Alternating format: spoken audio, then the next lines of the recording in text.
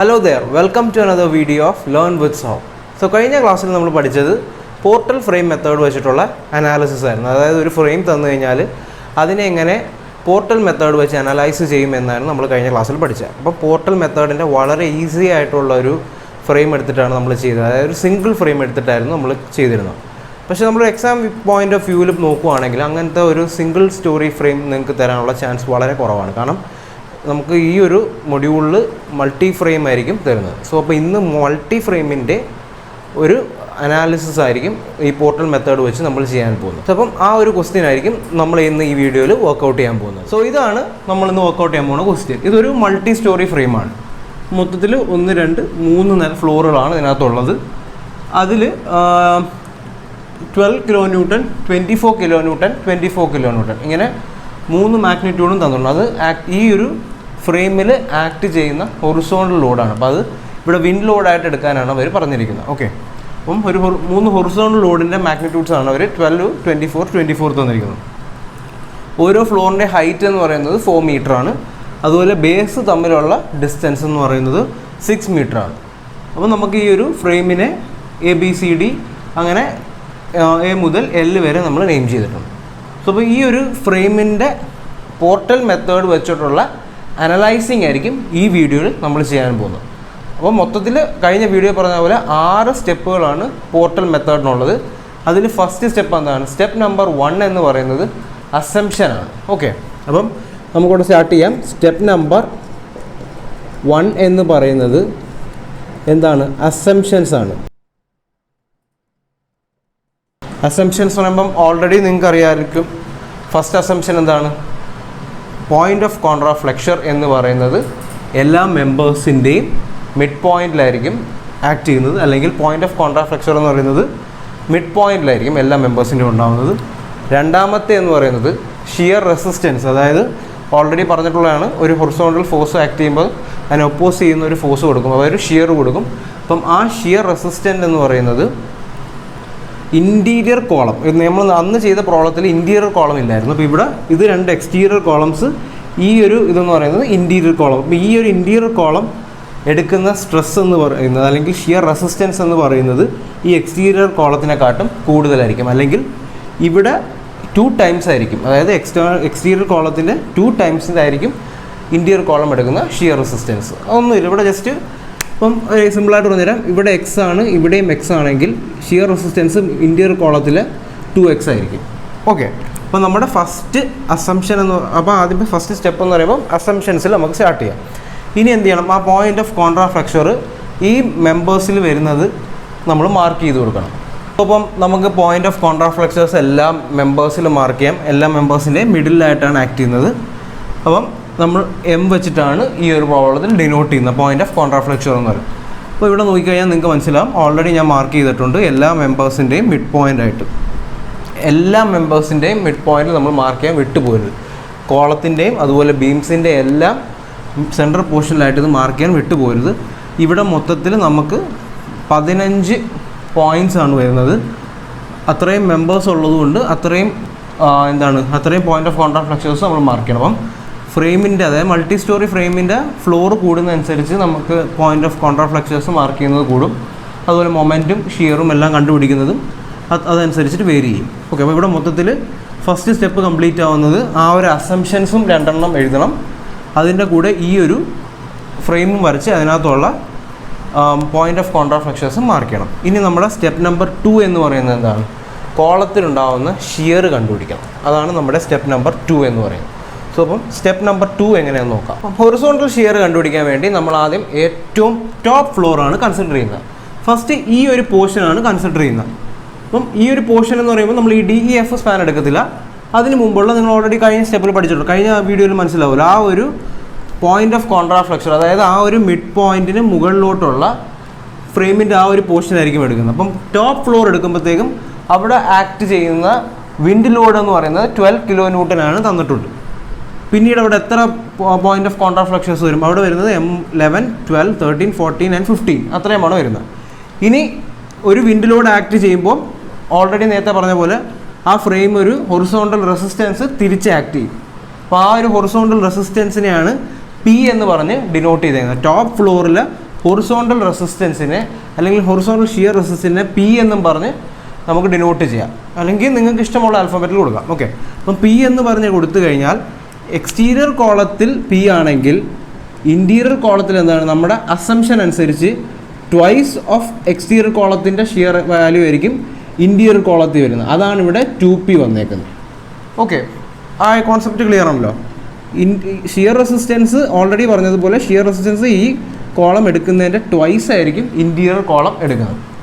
അപ്പം ഇവിടെ വരുന്ന ആ പിയുടെ വാല്യൂ എങ്ങനെ കണ്ടുപിടിക്കാം, ആ ഒരു എത്രയാണ് ആ ഷിയർ റെസിസ്റ്റൻസ് കൊടുക്കുന്നത് എങ്ങനെ കണ്ടുപിടിക്കാം. ഇപ്പോൾ ഈ ഒരു പോയിന്റ് എടുക്കുമ്പോൾ നമുക്ക് ഹൊറിസോണ്ടൽ ഫോഴ്സസ് കൺസിഡർ ചെയ്യുകയാണ്. ഇപ്പം sigma H is equal to 0 കൊടുത്തു കഴിഞ്ഞാൽ പി വരും, അതുപോലെ plus 2p plus P is equal to ഇത് ഓപ്പോസിറ്റ് ഡയറക്ഷനിലായതുകൊണ്ട്, അല്ലെങ്കിൽ -12 ഈക്വൽ ടു 0, അല്ലെങ്കിൽ അത് വേണമെങ്കിൽ അങ്ങനെ തന്നെ എഴുതാം.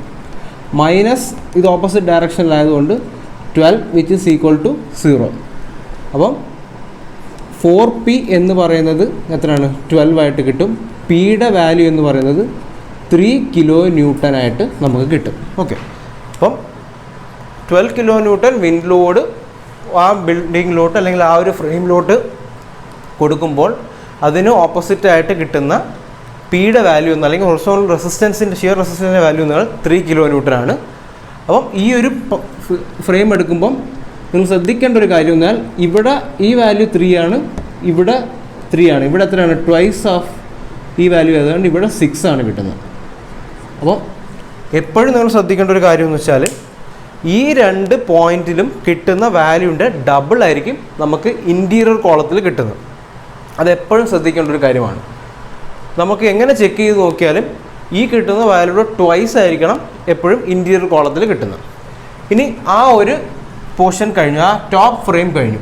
ഇനി വരുന്നത് തൊട്ട് താഴത്തെ ഫ്രെയിമാണ്. തൊട്ട് താഴത്തെ ഫ്രെയിം വരുമ്പോഴത്തേക്കും ഈ ഒരു പോർഷനാണ് വരുന്നത്. അതായത് അവിടെ വരുന്നതെന്ന് പറയുന്നത്, അപ്പോൾ അടുത്ത ഫ്ലോർ എടുക്കുമ്പം എങ്ങനെ വരുമെന്ന് നമുക്ക് നോക്കാം.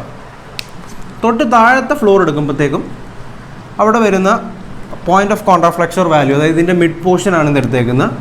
അവിടെ എന്തൊക്കെ വരും, ഈ ഒരു ലോഡ് വരും, ഈ ഒരു ലോഡും വരും, ഈ ഒരു മിഡ് പോർഷനാണ് നമ്മൾ എടുത്തിരിക്കുന്നത്.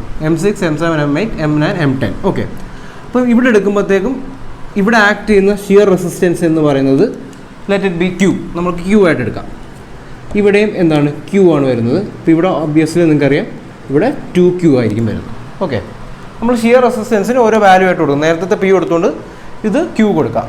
അപ്പം ഇവിടെയും horizontal sigma H is equal to 0 എന്ന് പറഞ്ഞ് കൊടുത്തു കഴിഞ്ഞാൽ എന്തൊക്കെ വരും, Q plus 2Q plus Q minus ഈ 12 അതിൻ്റെ കൂടെ തന്നെ ഈ 24 ഈക്വൽ ടു 0. 4Q എന്ന് പറയുന്നത് എത്രയാണ്, 24 പ്ലസ് 12 36 എന്ന് കിട്ടും. ദാറ്റ് ഈസ് Qയുടെ വാല്യൂ 9 കിലോ ന്യൂട്ടൺ ആയിട്ട് നമുക്ക് കിട്ടി. ഇനി ഇതേപോലെ തന്നെ നമുക്ക് എന്ത് ചെയ്യാം, താഴത്തെ സ്പാനും ചെയ്യാം. അപ്പം അവിടെ നിങ്ങൾ ശ്രദ്ധിക്കേണ്ടത് ഇതുപോലെ വരും. 3 ലോഡ്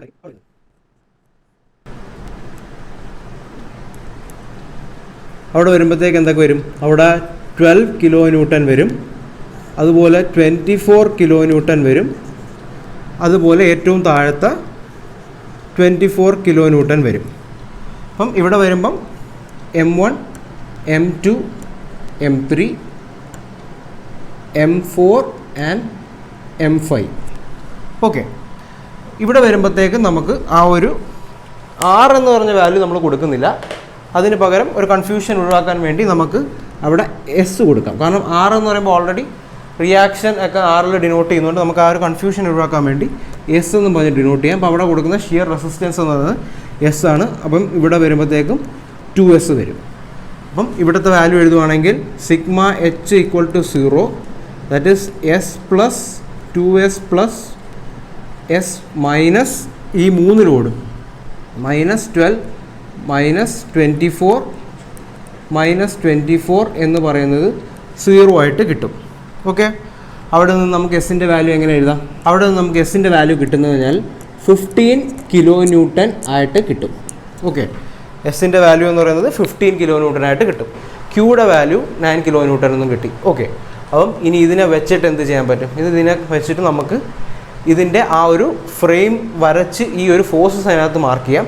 അതിനുശേഷം സ്റ്റെപ്പ് നമ്പർ 3 കോളം മൊമെൻറ്റ് കണ്ടുപിടിക്കുന്നത് എങ്ങനെയാണെന്ന് നോക്കാം. സോ അപ്പോൾ കിട്ടിയ ഹൊറിസോണ്ടൽ ഷിയറിന് അല്ലെങ്കിൽ കോളത്തിൽ കിട്ടിയ ആ വാല്യൂസിനെയൊക്കെ നമുക്ക് എന്ത് ചെയ്യാം, ഈ ഒരു ഫ്രെയിമിൽ മാർക്ക് ചെയ്ത് കൊടുക്കാം. ഓട്ടോമാറ്റിക്കലി വിൻഡ് ലോഡ് ഓപ്പോസിറ്റ് അങ്ങോട്ടായതുകൊണ്ട് ഹൊറിസോണ്ടൽ ഷിയർ എപ്പോഴും ഓപ്പോസിറ്റ് ഡയറക്ഷനിലായിരിക്കും ആക്ട് ചെയ്യുന്നത്. അപ്പോൾ അതുകൊണ്ട് നമുക്ക് ആ കിട്ടിയ നേരത്തെ മുമ്പ് കിട്ടിയ ആ വാല്യൂസ് എല്ലാം അതിനകത്തോട്ട് മാർക്ക് ചെയ്ത് കൊടുക്കാം. അപ്പം ഫസ്റ്റ് കിട്ടിയ 3 കിലോ ന്യൂട്ടൺ, അതിൻ്റെ ഡബിൾ ആയിരിക്കും 6 കിലോ ന്യൂട്ടൺ. എപ്പോഴും നിങ്ങൾ ശ്രദ്ധിക്കേണ്ട ഒരു കാര്യം, ഞാൻ നേരത്തെ പറഞ്ഞതുപോലെ ഈ ഇൻറ്റീരിയർ കോളത്തിൻ്റെ വാല്യൂ എന്ന് പറയുന്നത് എക്സ്റ്റീരിയർ കോളത്തിൻ്റെ ട്വൈസ് ആണോ എന്ന് ഒന്ന് ചെക്ക് ചെയ്ത് പോകണം. അത് എപ്പോഴും മറന്നു പോവുകയും ചെയ്യും. നമ്മളെപ്പോഴും പിയുടെ വാല്യൂ കണ്ടുപിടിച്ച് അല്ലെങ്കിൽ ആ ഒരു ഷിയറിൻ്റെ വാല്യൂ കണ്ടുപിടിച്ച് കഴിഞ്ഞാൽ ഓട്ടോമാറ്റിക്കലി നമ്മൾ പെട്ടെന്ന് എടുത്ത് എല്ലാ ഇതിലും കോളത്തിലും സെയിം വാല്യൂസ് ഇടരുത്. ഓക്കെ, അപ്പം ഈ ഒരു സ്റ്റെപ്പ് കഴിഞ്ഞാൽ കോളം മൊമെൻറ്റ് കിട്ടിക്കഴിഞ്ഞാൽ പിന്നീട് നമ്മൾ ചെയ്യുന്ന കോളം ഷിയർ കിട്ടിക്കഴിഞ്ഞാൽ നമ്മൾ ചെയ്യുന്ന കാര്യം എന്താണ്, കോളം മൊമെൻറ്റ്സ് കണ്ടുപിടിക്കും. ഓക്കെ, അപ്പോൾ കോളം മൊമെൻറ്റ്സിന് ലാസ്റ്റ് വീഡിയോ പറഞ്ഞ പോലെ ഒരു ഇക്വേഷനാണുള്ളത്. ഹൊറിസോണ്ടൽ അതായത് shear in column into height of the column by 2. അതായത് ഇപ്പം ടോപ്പ് ഫ്ലോർ എടുക്കുകയാണെങ്കിൽ PH/2, തൊട്ട് താഴത്തെ ഫ്ലോർ എടുക്കുകയാണെങ്കിൽ എന്താണ് അവിടെ QH/2 ആയിരിക്കും. അതുപോലെ വാല്യൂ മാറിക്കൊണ്ടിരിക്കും. കോളം മൊമെൻ്റ് എങ്ങനെയാണെന്ന് നമുക്ക് നോക്കാം. ഇപ്പം ഫസ്റ്റ് കേസ് എടുക്കുകയാണെങ്കിൽ ഇപ്പം ഈ ഒരു സ്പാനാണ് നമ്മൾ എടുത്തു പോകുന്നതെങ്കിൽ ഇവിടെ എന്തൊക്കെ വരും, MAD വരും, MDA വരും, അതുപോലെ എന്ത് വരും, MCF വരും, MFC വരും. ഓക്കെ, ഇത്രയുമാണ് ആ ഫസ്റ്റ് ലോഡിൻ്റെ ഷിയർ കൊണ്ട് നമുക്ക് എഴുതാൻ പറ്റുന്നത്. ഫസ്റ്റ് കേസ് എടുക്കുകയാണെങ്കിൽ നമുക്ക് അവിടെ എന്ത് വരും, MAD വരും, which is equal to MDA, which is equal to ഈ പോർഷൻ കഴിഞ്ഞാൽ പിന്നെ അടുത്ത എക്സ്റ്റീരിയർ കോളം എടുക്കേണ്ട MCF, അതെന്ന് പറയുന്നത് MFCക്ക് ഈക്വലാണ്. ഇതെല്ലാം കൂടെ എന്താണ് നമുക്ക് ഓൾറെഡി അറിയാം. അവിടെ ഹൊറിസോണ്ടൽ വാല്യൂ എന്തായിരുന്നു, P ആണ് കൊടുത്തിരുന്നത്. ഹൊറിസോണ്ടൽ ഷിയർ കിട്ടിയത് P ആണ്. അപ്പം P × H/2. നമ്മൾ ഓൾറെഡി കഴിഞ്ഞ ക്ലാസ്സിൽ പറഞ്ഞ പോലെ ഒരു നെഗറ്റീവ് സൈൻ, അതായത് ഞാനത് ആൻറ്റി ക്ലോക്ക് വൈസ് മൊമെൻ്റ് ആയിട്ടാണ് കൺസിഡർ ചെയ്യുന്നത്. അപ്പോൾ ആ വാല്യൂ എത്രയാണ് കിട്ടിയത്, നമുക്ക് ഈ കിട്ടിയ ഹൊറിസോണ്ടൽ ഷിയർ എത്രയാണ്, ഈ ഒരു പടത്തിനെ ബേസ് ചെയ്തിട്ട് നമുക്കത് പെട്ടെന്ന് ചെയ്യാൻ പറ്റും. അപ്പം ഇവിടെ വരുമ്പോഴത്തേക്കും -3 × H എത്രയാണ്, 4 ആണ്. 4/2 എന്ന് വരും. ദാറ്റ് ഈസ് എത്രയാണ്, -6 കിലോ ന്യൂട്ടൺ മീറ്റർ എന്ന് കിട്ടും. ഓക്കെ, MAD, MDA, അതുപോലെ MCF, MFC = -PH/2. ഇനി എന്താണ് വരുന്നത്, ആ ഒരു ഫ്ലോർ തന്നെ എടുക്കുകയാണ്. ആ ഓരോ ഫ്ലോർ കംപ്ലീറ്റ് ചെയ്ത് താഴ്ത്തുക. അടുത്ത വരുന്നത് എന്താണ്, MBE, which is equal to MEB എന്നും പറയാം. എന്ന് പറയുന്നതും ഇവിടെ എന്താണ്, PH/2 തന്നെയാണ്. ഓൾറെഡി ആ പിയുടെ വാല്യൂ നമ്മൾ ഡബിൾ ചെയ്ത് കൊടുത്തേക്കുന്നുണ്ട്, PH/2 ആണ്. ഓക്കെ, -PH/2 നമ്മൾ ആ വാല്യൂ ഡബിൾ ചെയ്യാതാണ് കൊടുത്തേക്കുന്നത്. ഇവിടെ ഡബിൾ ചെയ്തിട്ട് വേണം കൊടുക്കാൻ. ഓൾറെഡി ഇവിടെ 3 ആയിരുന്നു. ഈ കേസിൽ വരുമ്പോഴത്തേക്കും ഇൻറ്റീരിയർ കോളം ആയതുകൊണ്ട് ഡബിളാണ്. -6A × ഹൈറ്റ് എത്രയാണ്, 4/2.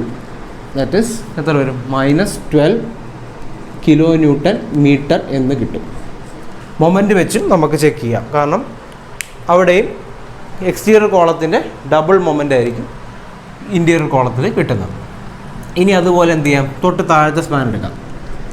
അവിടെ വരുമ്പോഴത്തേക്കും MDG, which is equal to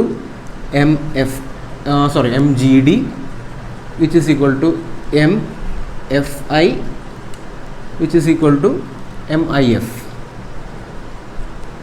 അവിടെ വരുമ്പം എങ്ങനെയാണ് എഴുതുന്നത്, ഇക്വേഷൻ ജസ്റ്റ് ഒന്ന് മാറും. അതായത് വാല്യൂ സെയിം തന്നെ, ബിക്കോസ് ആ ഒരു കോൺസെപ്റ്റ് സെയിം തന്നെ. അവിടെ നമ്മൾ കൊടുത്തിരുന്ന ഹൊറിസോണ്ടൽ ഷിയറിൻ്റെ വാല്യൂ എന്താണ്, QH/2 ആണ്. അപ്പം -Q × അവിടുത്തെ ഹൊറിസോണ്ടൽ ഷിയർ എത്രയാണ്, Q ആയിരുന്നു, QH/2.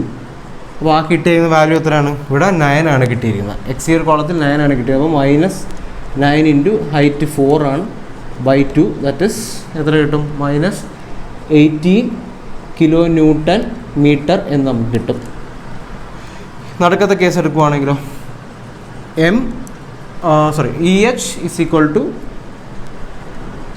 MHE എന്ന് പറയുന്നതും അവിടെയും ഓൾറെഡി ക്യൂയുടെ വാല്യൂ മൾട്ടിപ്ലൈ ചെയ്തിട്ടുണ്ട്. ഇൻറ്റീരിയർ കോളാണ് -QH/2. അവിടെ 18 × 4/2. അവിടെ എത്ര കിട്ടും? -36 kN എന്ന് കിട്ടും. അപ്പോൾ അടുത്ത താഴത്തെ നോക്കുമ്പോഴത്തേക്കും mgj = mjg = mil = mli അവിടുത്തെ സ്റ്റിയർ റെസിസ്റ്റൻസ് എത്രയാണ്? എസ് ആയിട്ടാണ് ഡിനോട്ട് ചെയ്തത്. അപ്പോൾ അത് 15 ആയിരുന്നു, ഓൾറെഡി മാർക്ക് ചെയ്തിട്ടുണ്ട്. 15 × 4/2 -30 കിട്ടുന്നു. ഇൻറ്റീരിയർ കോളം എടുക്കുമ്പം ഒബിയസ്ലി ഡബിൾ ആയിരിക്കും കിട്ടുന്നത്. അവിടെ -60 kN എന്ന് കിട്ടുന്നു. സ്റ്റെപ്പ് നമ്പർ 4, ജോയിൻറ്റ് എ തൊട്ട് സ്റ്റാർട്ട് ചെയ്യാം. ഓക്കെ, ബീമിൻ്റെ മൊമെൻറ്റ് കണ്ടുപിടിക്കണമെങ്കിൽ നമുക്ക് ആദ്യമേ AB എന്ന ബീമിൻ്റെ മൊമെൻ്റാണ് കണ്ടുപിടിക്കേണ്ടത്. ഓക്കെ, അപ്പോൾ ജോയിൻറ്റ് എ എടുക്കുമ്പോൾ അവിടുത്തെ മൊമെൻറ്റ് 0 ആയിട്ട് നമുക്ക് അസ്യൂം ചെയ്യാം. m = 0. ആ ജോയിനിൽ എന്തൊക്കെ മെമ്പേഴ്സാണ് വരുന്നത്? MADയും വരും, MABയും വരും. അപ്പം MAD + MAB = 0. അപ്പോൾ അതായത് MAB എന്ന് പറയുന്നത് -MAD ആണ്. ഓക്കെ, അപ്പോൾ അവിടെ നിന്ന് MABയുടെ ഈ ബീമിൻ്റെ മൊമെൻ്റ് എന്ത് കിട്ടും? ഇതിൻ്റെ നെഗറ്റീവ് വാല്യൂ. അപ്പം ഇത് നെഗറ്റീവ് വാല്യൂ ആയതുകൊണ്ട് അവിടെ 6 kN എന്ന് കിട്ടി. ഇനി തൊട്ട് താഴോട്ട് ഇറങ്ങി വരാം. ദാറ്റ് ഈസ് ജോയിൻറ്റ് ഏതാണ്? ജോയിൻറ്റ് ഡി എടുക്കുവാണെങ്കിൽ അവിടെ വരുമ്പോഴത്തേക്കും DG ഉണ്ട്, DE ഉണ്ട്, DA ഉണ്ട്. 3 മെമ്പേഴ്സാണ് ഉള്ളത്. അപ്പം അവിടെ m = 0 എടുത്തു കഴിഞ്ഞാൽ M എന്താണ്? DA + MDG + MDE = എന്താണ്? 0 എന്ന് കിട്ടി. MDAയുടെ വാല്യൂ നമ്മുടെ കയ്യിൽ ഓൾറെഡി ഉണ്ടല്ലോ.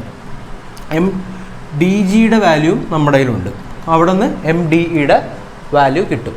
അപ്പോൾ MDEയുടെ വാല്യൂ എന്ന് പറയുന്നത് എന്താണ്? -MDA - MDG. ആ 0ക്ക് അപ്പുറം കൊണ്ടുപോകുമ്പോഴത്തേക്കും MDAയുടെ വാല്യൂ നമുക്ക് ഓൾറെഡി അറിയാം, 6 kN. MDGയുടെ വാല്യൂ നമ്മൾക്ക് ഓൾറെഡി കണ്ടുപിടിച്ചിട്ടുണ്ട്, 18 kN. അതുപോലെ എന്താണ് വരുന്നത്? അപ്പോൾ MDEയുടെ വാല്യൂ എന്തായിട്ട് കിട്ടും?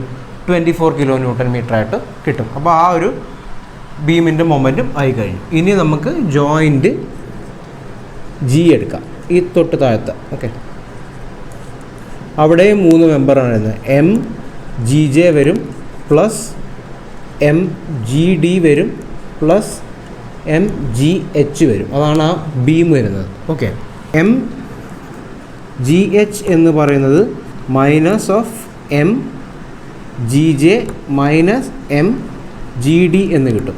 18 + 30 + 48 kN ആയിട്ട് കിട്ടും. ഓക്കെ, അപ്പം ഈ ബീമിൻ്റെ വാല്യൂ ആയി, ഈ ബീമിൻ്റെ വാല്യൂ ആയി, ഈ ബീമിൻ്റെ വാല്യൂ ആയി. ഓക്കെ, ഇതേപോലെ തന്നെ opposite side CB, EF, HI ഇത് കണ്ടുപിടിക്കണം. ഓക്കെ, സോ അതുപോലെ സിമിലർലി ഈ സൈഡ് എടുക്കുമ്പോഴോ CFI ഈ 3 ജോയിൻ്റ് എടുക്കുമ്പോഴും ഇതേ പ്രിൻസിപ്പിൾ ഉപയോഗിച്ച് നമുക്ക്, അല്ലെങ്കിൽ ഇതേ വാല്യൂസ് തന്നെ ആയിരിക്കും നമുക്ക് കിട്ടുന്നത്. കാരണം എന്തുകൊണ്ടാണ്? അവിടുത്തെ മൊമെൻ്റ് എല്ലാം സെയിം ആണ്.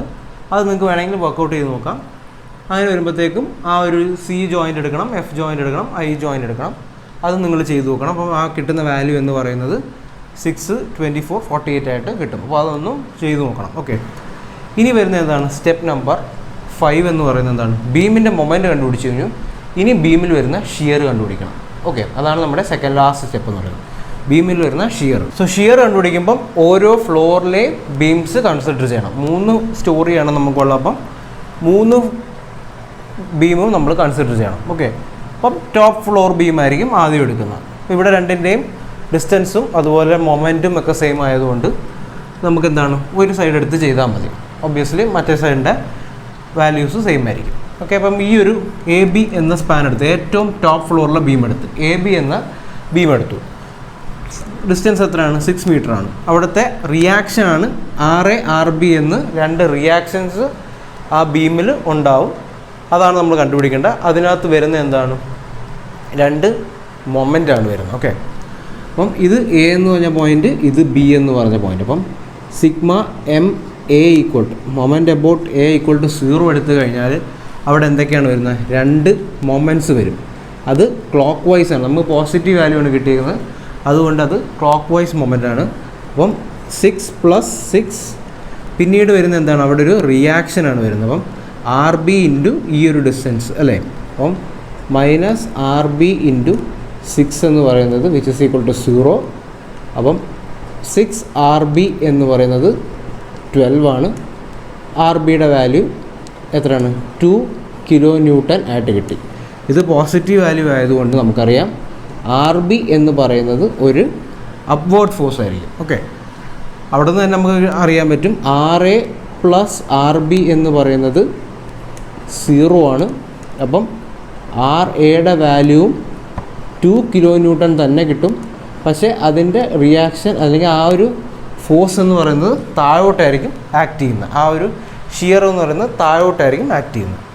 ഇനി ഇതേപോലെ തന്നെ എന്ത് ചെയ്യാം, നമുക്ക് സെക്കൻഡ് അല്ലെങ്കിൽ ഇൻ്റർമീഡിയറ്റ് ഫ്ലോർ എന്ന് പറയാം. ഓക്കെ, ഇൻ്റർമീഡിയറ്റ് ഫ്ലോർ എടുക്കുവാണെങ്കിൽ